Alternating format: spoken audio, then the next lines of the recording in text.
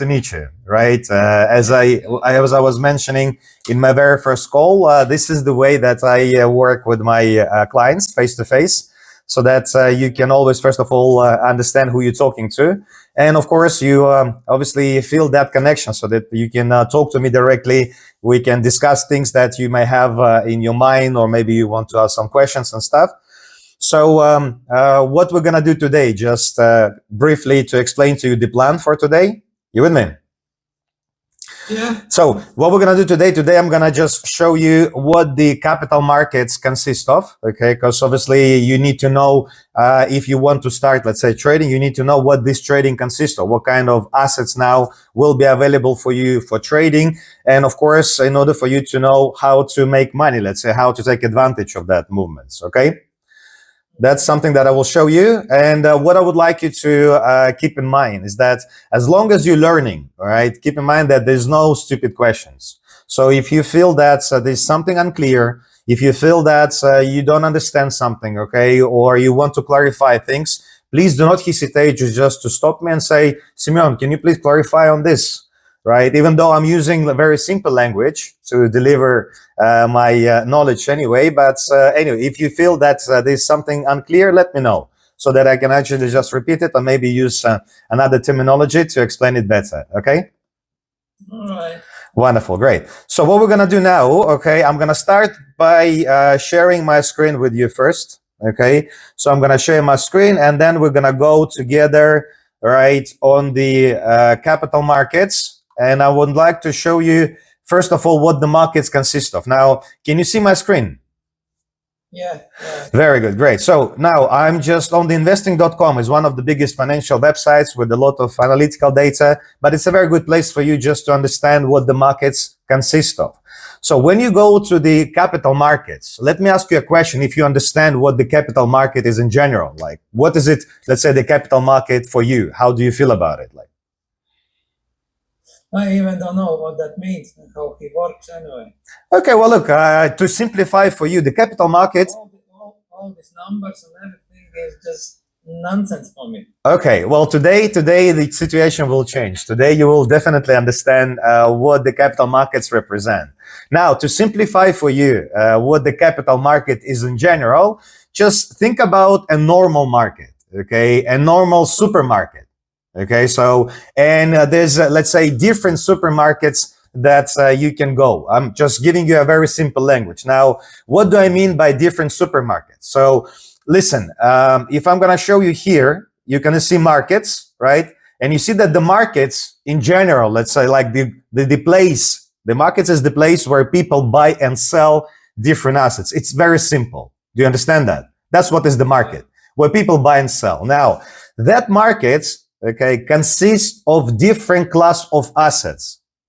Okay, different, let's say different products. If we're again going back to the analogy of supermarkets, imagine that one supermarket is selling only products, let's say food products. The other supermarket, let's say, is selling, let's say, I don't know, like technical stuff, right? Electronics. The other market is selling, for example, let's say, I don't know, like you said you're a carpenter, right? So it's selling, let's say, wood stuff. Okay, so this is specifically the market for the woods. So when you basically know what exactly you like to buy or sell, let's say you go to that specific market. So you don't go to a general, let's say, market. You with me? Yeah. So look, the markets in general consist of the following class of assets, which we will discuss now one by one, but just so you understand, it consists of indices, stocks, commodities, currencies, so-called ETFs, bonds, funds, and cryptocurrencies. You with me? You understand? Yeah. So this is what people are buying and selling every single day. Okay. Now I will take off these ETFs, bonds, and funds. For you, this is just irrelevant now. This is more for the professional, let's say, traders, for investors and stuff. So we don't pay attention to that. Even cryptocurrency, considering that you're very novice to this, I'm going to take cryptocurrency away. You don't need to actually focus on that now because that's not something that will help you to make money, let's say, consistently. That's very, let's say, uncertain market. You with me? You understand? Yeah. So what we're going to talk now, we're going to discuss specifically this class of assets. Okay, that's I just showed you. All right, and we're gonna start with currencies. Okay, currencies is so-called forex. So you probably heard about forex before, right? Have you heard about forex? Yeah. Now, do you understand what forex stands for? What it represents? No. Well, it's very simple. You see, forex represents foreign exchange. So as you may see here in the list, okay, of these assets, you see euro, US dollar, you see US dollar, Japanese yen, you see British pound versus US dollar, and you can see their exchange rates. So you know that, for example, for one US dollar, you see the exchange rate. So these exchange rates, they always changing, right? Every day, every second, they're changing. That's why you can see prices going up and down. Okay. So that is currencies. That's obviously the very first market. And I'm going to tell you straight, it's the very common, let's say, markets to trade, currencies. And the reason, because in currencies, there's a lot of movements through the day, okay, which create an opportunity to make money, because that's exactly what you need to find in trading, the movement, okay? And I will explain to you that later, how that works. But are you clear with currencies? Do you understand what Forex market stands for, right? No, yeah. If you want to exchange money or something, if you travel somewhere, then you need particular Yeah. money in that country. So, for example, I'm going to give you an example how people make money on that. So, for example, you're in UK, right? Yeah. So look at here, right? So look the exchange rate between the US dollar and the British pound. Now it's 1.32. So it means that for £1, they're giving $1.32. You understand? That's how much they give now. This is the actual exchange rate, all right? But that exchange rate is changing. Let's say now it's 132, but let's say a month ago it was at 130. So depending on the amount of your exchange, let's say if you exchange 1,000, if you exchange 10,000, if you exchange 1,000,000, of course, that difference between the exchange rate represents obviously something that you can take in your profit. If you, let's say, buy now when the price is cheap, the exchange rate, and you expect that it's going to change later, right? That's where you make your profit. Which I'll, like I said, will explain to you later the way it works on the graph. But is that clear for you? You understand the Forex market, right? Yes, this is clear. Very good, great. So let's move forward now. And then we'll go to commodities. Now, commodities. Have you ever heard about commodities? Do you understand what commodities stand for, what they are? So listen, it's very, very simple. If you look at the list, look, right, you see gold, you see silver, crude oil, right, natural gas, heating oil, wheat, soybeans. So, and you can see here, right, commodities represent metals, grains, soft energy, and meats. All right. So basically, in other words, in simple language, commodities just raw materials that we all use to manufacture products and foods. You with me? Yeah. All right. So this is another class of asset, commodities market. Okay. So that's obviously the market with products and foods. Now, then we go to the next class of asset, and it's called stocks. Okay. Over here, you see stocks. We're going to click on it. All right. Let me just click on stocks with you. Give me a moment. Okay, stocks. Now, if you look at the list of stocks, and you can see here Microsoft, Tesla, let's say Amazon, right? Taiwan Micro, Nvidia. Do you understand what stocks represent? What they stand for? No. Companies. Just companies. Imagine Microsoft. Okay. Imagine Google. Imagine Facebook. These are all companies. So let's say when you're trading stocks, you're able to buy and sell their shares. That's why you've been called, let's say, a shareholder. If you're buying someone else's stock, okay, and keep it, you're a shareholder. You're holding the share of that company. You with me? Yeah. And as long as the company share price goes in value, you also gain in that as well. And by the way, with some companies, the gains are enormously high. And this is something that attracts a lot of investors just to, let's say, create investment portfolios with the stock market and then just leave it for, let's say, a couple of years, 5 years, all right, hoping that it's going to create, let's say, some sort of extra income to their investment. You with me? Yeah. So this is about stock market. And then we go to indices, right? Indices. So now let me ask you a question. Have you ever heard about, let's say, NASDAQ, S&P 500, Dow Jones, anything like that?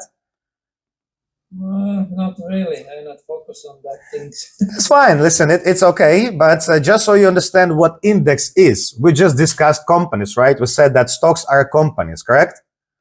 Yeah. So think about an index as the basket, because that's what index is the basket with a number of the biggest companies inside one index. Let's say Dow Jones, for example, the first one that you see here, it's 30 biggest companies in the US, like Coca-Cola, like Microsoft, like IBM, like Apple. So 30 biggest companies in the US inside one index called Dow Jones. And that index, that basket, measures the performance of all that 30 companies at once.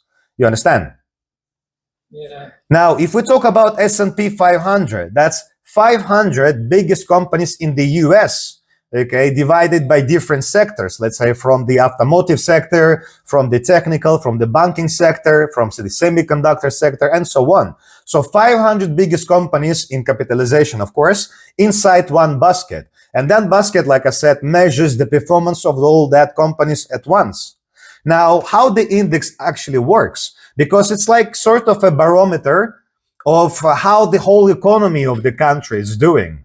So think about it this way. If the whole economy of, let's say, UK, of US, of any other, let's say, country is doing well, that's where the biggest companies gain. That's where the biggest companies prosper, they grow. And if you see that the index, for example, is going up, it gives you like an idea that the economic situation in the country seems to be very likely for investors to buy, let's say, the stocks in this country. That's why the indices grow, because investors buying the stocks of that country because they feel confident that their investment will grow in value, because they feel that the government is doing well. You understand?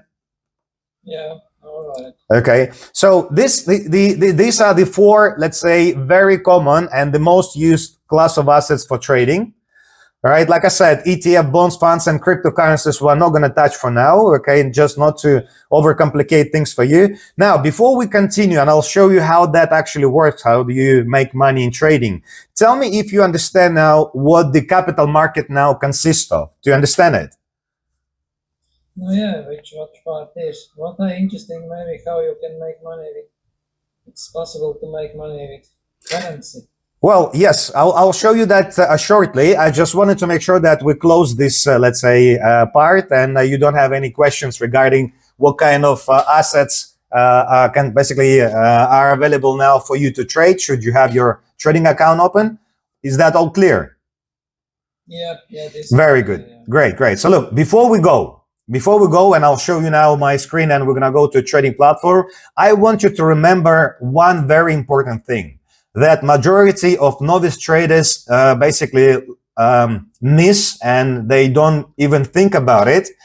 I just want you to remember that all these four class of assets are completely different in nature. What does it mean? It means that when you go to trade them, you don't trade them the same way, and you don't treat them the same way.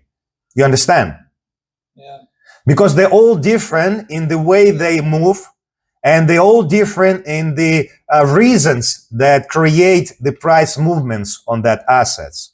And they all move in different pace. For example, currencies move the faster, right? It's something that is moving constantly every day. Stocks is something that you want to hold because the price there is moving slowly. So when you go to trade, it's very important that you understand that they all different in nature and in the approach of trading. Just remember that, okay? This is very important. So don't treat them the same. And once you start trading, for example, in future, you don't go to trade Forex market and you don't go to trade, let's say, I don't know, commodities market the same way, because they move different ways and the reasons for them to move are different. So you need to know that in order for you to succeed in trading. You understand? Mm-hmm. Yeah. Very good. Great. So this is just for me to clarify with you, first of all, the class of assets. Now I'm going to go to my screen here. And I'm showing you my screen on TradingView. Do you see my screen?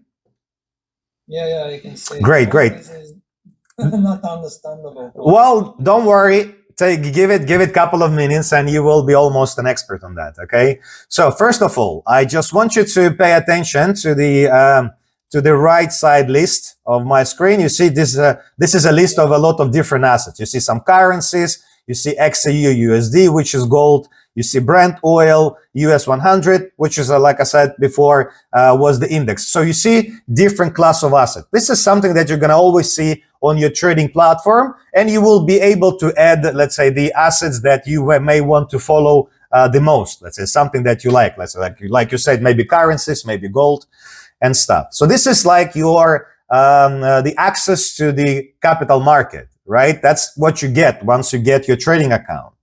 Now, imagine you are a so-called retail investor, okay? You're a retail investor, and there's two types of investors. There's retail and institutional investors. Do you understand the difference between them, Zinters? Not really. Well, it's very simple, okay? Does one and second does something different. No, well, basically they both do the same thing, right? If we're talking about, let's say, trading, you can be a retail investor in trading and you can be institutional investor in trading. The only difference between those two are the access to the capital. So institutional investors are hedge funds, the banks, investment funds, pension funds, basically institutions that possess huge capital. And what they do, they go and they buy a lot of things in the market. They buy gold, they buy oil, they buy shares, they buy bonds and stuff like that. So they participate, they create, let's say, the movements in the market because they either buy or sell things. You understand? Yeah. Oh, okay. So institutional investors, like I said, are institutions with a lot of liquidity. So they are able to get into the contact with producers, let's say, buy oil, for example, okay, buy millions of barrels of oil. Now, you are a retail investor. So first of all, you don't have that access to capital. You don't have millions and billions of dollars. That's basically what you need to have if you want to participate in the capital market. You understand? So you don't have that, like I said, because you're a retail investor. And that's why no one will ever sell you anything in the capital market as to a retail investor, for example, oil. You cannot go and buy, let's say, 1,000 barrels of oil anywhere because, first of all, no one will sell that to you. And second of all, you don't have, let's say, a place to store that unless you have a huge backyard, right? Where you're going to store 1,000 barrels of oil, you understand? So that's why once you are a retail investor, you need an intermediary. An intermediary is your broker, right? So the brokerage account becomes your intermediary between you and the capital market. And you access the capital market through your broker. Do you understand that? Yeah. So now once you access the market through your broker, okay, through your broker, you get access to this class of assets, as you can see on the right side, okay? And of course, you're going to see in front of you the graph. On every platform you go, you will see the list of assets and the graph. And that graph, as you can see now, consists of different candles that have two colors, green and red. Do you see that? Yeah. Right? Yeah. Do you have any ideas what these colors represent, Zintars? No. This is very simple. Now, think about the market, as I said, okay, as a huge supermarket that has a lot of different assets, okay, a lot of different products, and all that products have prices, okay? All that products have price. Every product has a price. So what can happen to that price? That price can either go up, it means that the price can increase, or the price can decrease, it can go down. You understand? So when you look at the graph allows you to understand when the price of this asset, okay, of this product is going up or down, or when it was going up or down. So therefore you can see these candles, right? This is called Japanese candlesticks. You with me? Yeah. Now, to me, they don't really look Japanese, to be honest with you, unless they look Japanese to you, right? But they've been called candlesticks. Now, these candlesticks, I want to show you something. They represent the time frame. So, for example, now my candlestick is set to D. You see, 1 day. At the left-hand side, it says it says D, right? Letter. Yeah. So that means it's basically 1 day, right? So at this point of time, my every candle represents a price movement for 1 day. So that means that if I bring my mouse on every candle at the bottom, you can see the day. So for example, it was yesterday, 30th of March. Then if I bring to this one, it was 27th of March, right? The Friday, and then 26th of March. So that way I know that, for example, on the 26th of March, the price of euro versus US dollar was going down. for the whole day. And if I basically count 1, 2, 3, 4, 5 candles of 1 day each that the market was going down. You with me? Yeah. That's how I know that the price of the euro US dollar gone down from 1.16. Was the price, let's say, on the 23rd of March. So starting from 23rd of March and from the price 1.16, the exchange rate, it gone now to 1.14. So it decreased a lot, in fact, by about 200 points, which is a huge movement that could create a good opportunity for you to make money should you be selling at this point. You understand? Yeah. Now, let me also explain to you something very important with regards to how you make money in trading. Okay, so the first thing that you need to understand about how you make money in trading is how you basically, what kind of advantage you have. So in trading, you are able, let me just take that away, right? And let me just take that annotation off. Give me a moment. Oh, sorry. So I'm back here. Okay, so can you see my screen? All good? Yeah. All right, wonderful. So now if I change my graph, let's say, you see, if I change on my graph and I bring it here, let's say, and I put 1 hour, you see that? It says here 1 hour. No, I see you. Only you. You see only me. Okay, sorry. Maybe the screen share just dropped. Sorry, my bad. Let me just do the screen sharing again. Yeah, here we go. Now I'm back on my screen. Can you see my screen now? No. Oh, yeah. Right. Okay, great. So what is important is that here, okay, on this list, when you click, you can see different time frames. You see from 1 minute, you see, let's say 15 minutes, 30 minutes, 1 hour, 4 hours, 1 day. You understand? Yeah. So if I put, let's say, 1 hour chart, now every candle represents to me 1 hour of the price movement. So if I bring my mouse here, I know that, for example, for this 1 hour, the price was going down. For the previous 1 hour, it was going up. You understand? Now, what is the most important that you also need to remember now is that in trading, you can make money either way. Okay, either way. What does it mean? You have a sell option and you have a buy option. Can you see that on the left-hand side? Sell and buy. So listen to this very carefully, right? When you trade in the market, right, when you open your trading account and you go there to make money, you can make money when the price is going up. And in order for you to make money when the price is going up, you need to use a buy option. So when you click on the buy, because you expect that the price will go up, that's where you speculate on this price difference. So if you buy from this level, okay, from this level, and you believe that the price will go up to this level, you do your buy option, right? So you go there to buy. And as long as the price will gonna go to this level, you will be making money. Okay, you understand? Because you are entering when the price is low and you're expecting it to go when the price is gonna be higher. So that difference between your open price and the price you expect it to go, let's say your close price, will represent your profit. You understand? Yeah.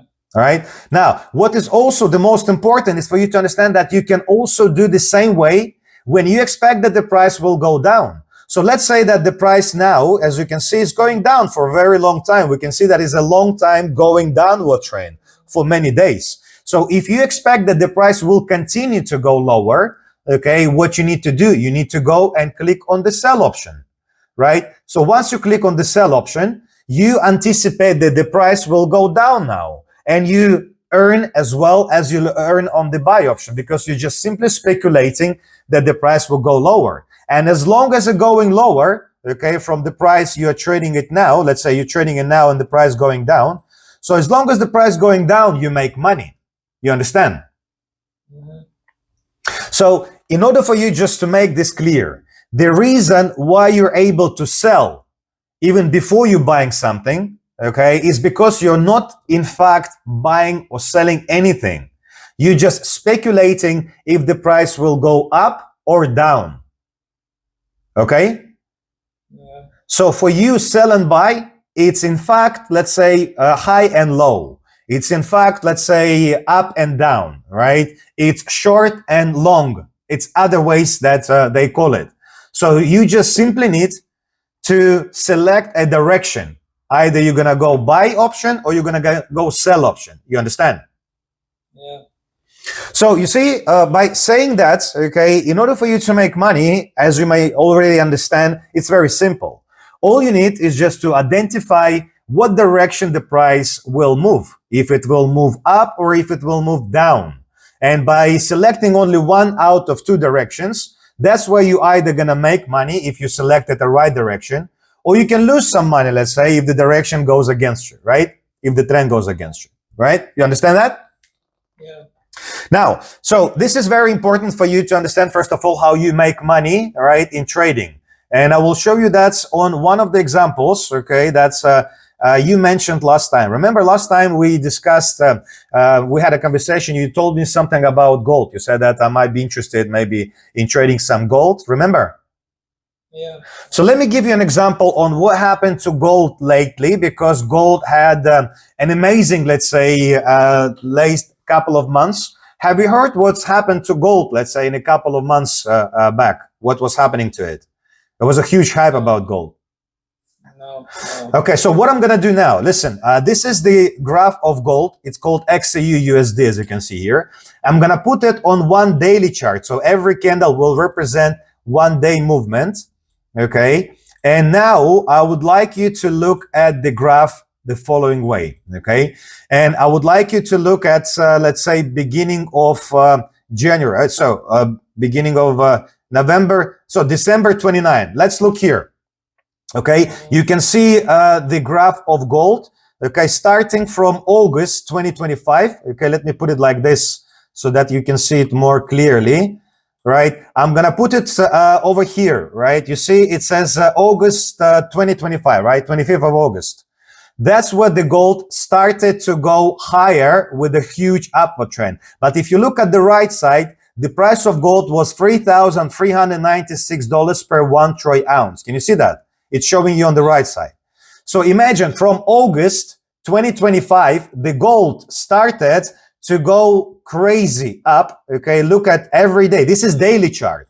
So by every day, it was going up and up and up and up until the highest level, which represents, if you look here, okay, I'm gonna just bring here, right, the graph over here, and I'm gonna just bring the chart just to show you. The price of gold hit $5,600. You see that?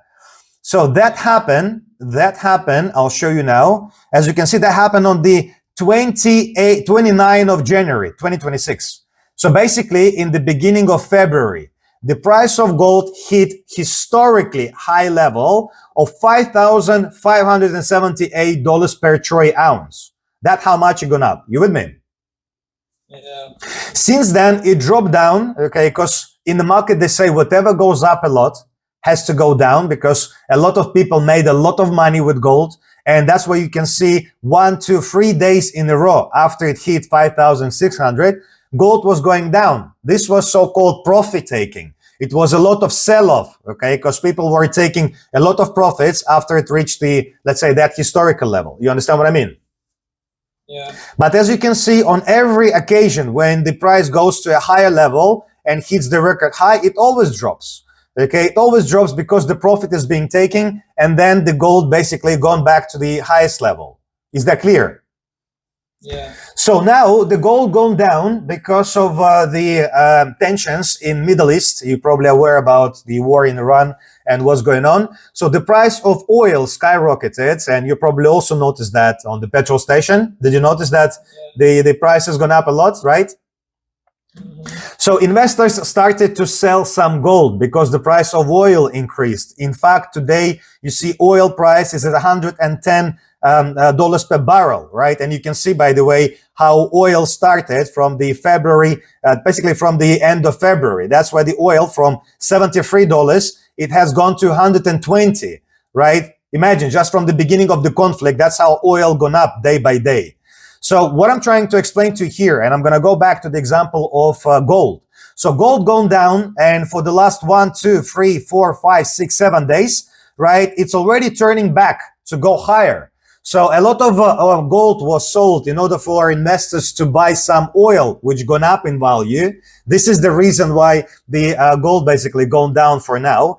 But the reason why gold was increasing up until the end of January is because of central banks in the whole world. They were buying heavily gold because of the Donald Trump, because of his tariffs. So China, let's say, and other central banks of India and stuff, they're buying gold heavily just to avoid dollars. They're selling dollars. So that's the reason why the dollar was declining for the last decade. You with me? Yeah. But just so you understand the potential, I'm going to go here and I'm going to show you, let's say, gold price target, where they expect gold to go in 2026. And I will show you what is your potential. So if we just go through the, let's say here, major financial institutions, all right, heavily revised their 2026 gold price target upward, with many prediction prices to hit 6,000 to 6,300. You see that? By the end of 2026. I'm just giving you that, like, for example, JP Morgan, right? You can see the financial institutions. JP Morgan, the biggest financial institution in the US, they're expecting it to go to 6,300. Wells Fargo, another one, 6,100. Bank of America, 6,000. But even Goldman Sachs expected to go to 5,400, what it just was. Let's say, I'm going to be very realistic with you, right? Gold was at 5,000, let's say 500, 5,600. So let's say that the gold goes back to that level. And if you was going to go and buy that now, let me explain to you how that would benefit you, what kind of money you could have made with that. You with me? Okay. So if I was going to buy now, let's say you want to trade some gold and you want to buy some gold. The first thing that you need to understand is what direction you want to trade. And as I just showed you now, if you're willing, let's say, to be patient and just give the gold some time, then you have a good opportunity for gold to go back to 5,600 and then to go even higher, according to multiple sources that you check just with me now, with the huge financial institutions. That's what they expect the gold to go. You understand? So if you was going to follow them as well, and if you believe that is also going to go there, the first thing you choose your direction. So now we know that the direction that the gold is expected is to go higher. So that's why we will need to choose direction to buy. You understand? Yeah. So once you choose a direction to buy, then you decide how much you want to buy. Because in trading is all about the money you invest versus the money you want to receive back in return. So now you decide how much you want to invest into gold. So what is the price of gold right now? If you look at the graph, what's the price now? What the price is? 4,000 something with. So $4,555 for 1 troy ounce of gold. $4,556. So if you go now to your bank and you tell them, guys, I want to buy 1 troy ounce of gold, they will tell you, give us $4,555. If you tell them I want to buy 10, they will tell you, of course, 45,000, right? So just so you understand how much you need to buy that many troy ounce of gold. If you go, let's say, to your bank, you with me? Yeah. But you don't go to your bank because you have your trading account, for example. And that's the reason why you need a trading account. Because on the trading accounts, okay, they offer leverage. And this is what is shown here. You see, it shows leverage. And my leverage now on this account is showing 1 to 50. You see, it says leverage and it says 50 to 1. You see that? Yeah.